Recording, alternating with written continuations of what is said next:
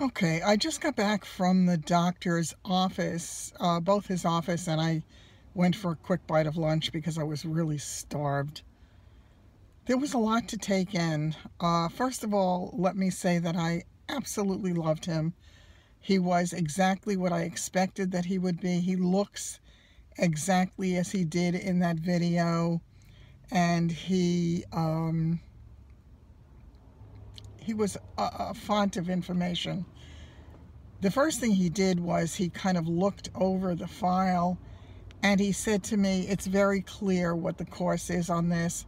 He said, you need to have radiation first, and then you need to have the surgery. He said no to chemo. And that made me feel good because my feeling had been chemo was not the right thing for me, because based upon my conversation with the surgeon, when I had said to her, what are the statistics on this, and what's the goal, what's the likelihood that the goal is going to be reached or can be reached, and she said that there was no statistical proof that it worked, and that it might work, but if it did, it looked like it was only 4% of the cases that it would have a benefit. And I thought, going through chemo with everything it entails, and for a 4% chance that it might make a difference on something where there's no proof that it makes a difference, didn't look like good enough odds to me. He ruled it out totally as a probability or a possibility. One of the things that he said that I thought was very interesting, and nobody else brought it up, was that in older people, he said it would be different again if you were a young person. He said, but we can't do chemo on you. He said one of the drugs we can't use on you because of your age. And I didn't ask him which drug. I probably should have. But he said that we can't do it because that particular drug, the effects of it, it can give you hallucinations and it can put you into a coma. And I thought, oh, swell. On the off chance that it might make a difference on a tumor that might or might not come back, I don't think so. So that took care of that. So it's no chemo. The radiation, he said, I definitely should start. It should be started soon. He told me a lot of things that nobody had told me before. And this high-grade spindle cell sarcoma that I have, he told me it's undifferentiated. They really don't know what it is that you have yet. He said the spindle cell is just referring to what it looks like under the microscope.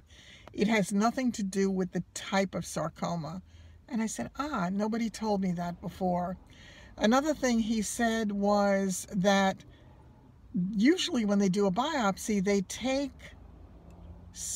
take part of it that they send, I think he said they send to a lab in Washington, but I'm not sure about that. So that could be a misstatement.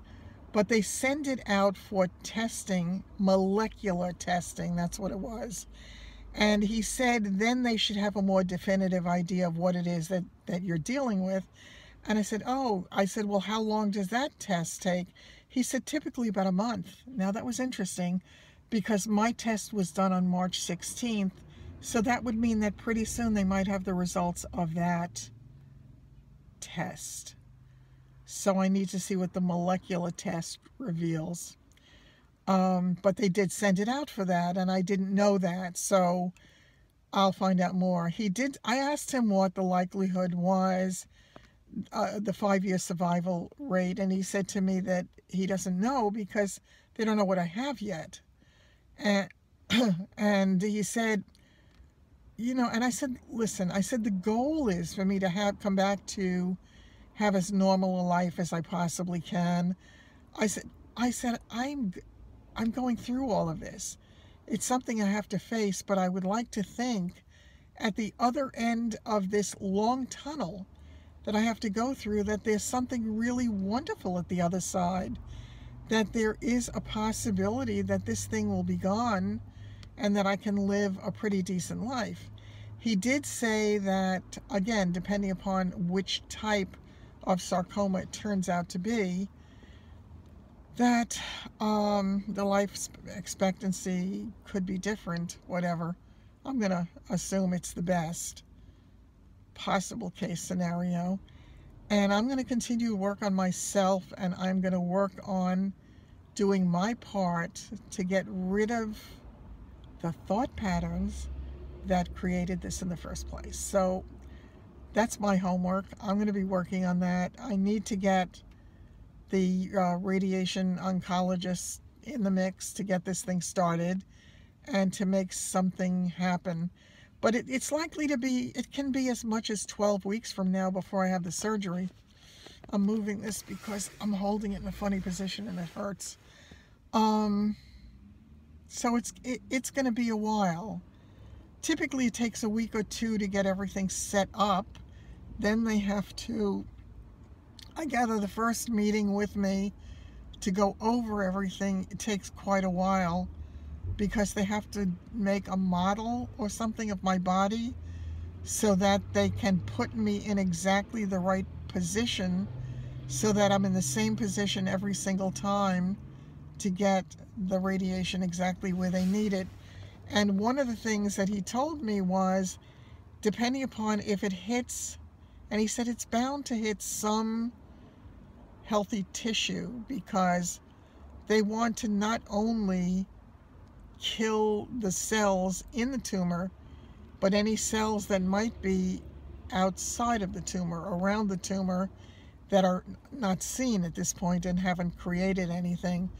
So there is a possibility that it could affect my bladder. It could affect the bowel because of the location of the tumor. And if it does, that I would need time to kind of recuperate from that. He also told me that ideally after radiation, they wait about 4 to 6 weeks to do the surgery. He said they want to wait long enough to let you heal some, but they don't want to wait so long that it hardens and then it becomes a more difficult surgery. All very interesting information, and I'm glad I have it because it helps me to make much more informed decisions. There was so much more information that he gave me that nobody else had. And of course now I'm going totally blank on it.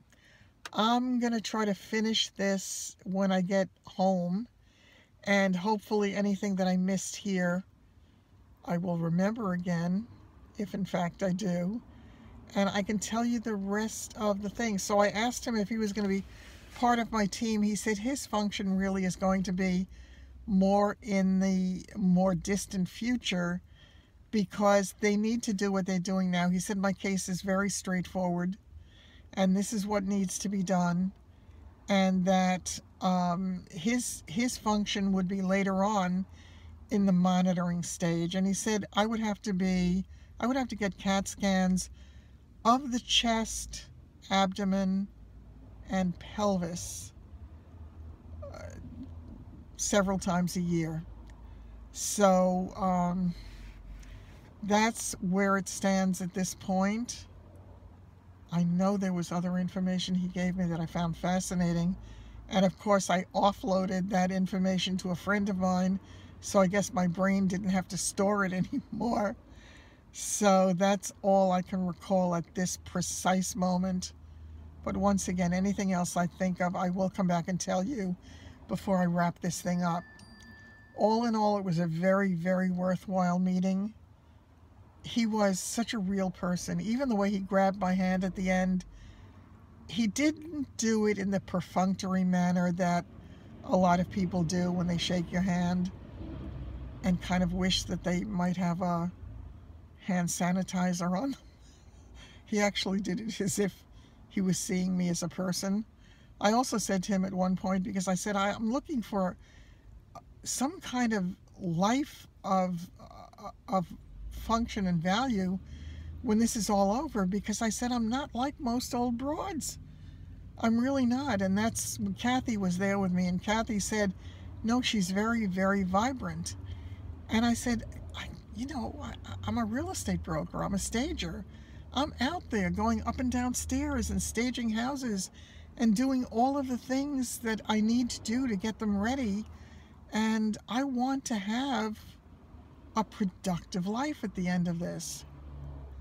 There is concern, and he said also there's going to be concern about how much damage is going to be done to the nerve, because that is the femoral nerve, and any muscle tissue, how much of the muscle tissue they're going to have to remove.